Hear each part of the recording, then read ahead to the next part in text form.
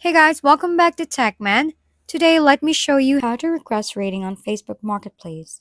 If you're wondering how to request a rating on Facebook Marketplace, here's how it works now.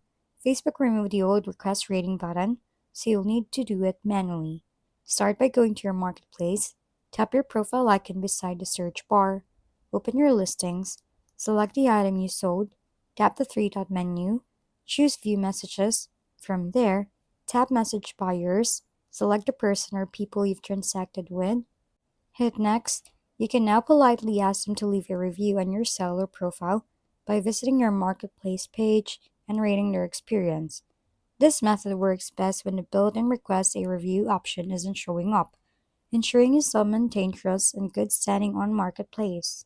If we've been helpful, kindly give us a thumbs up and don't forget to hit the subscribe and bell button for more contents.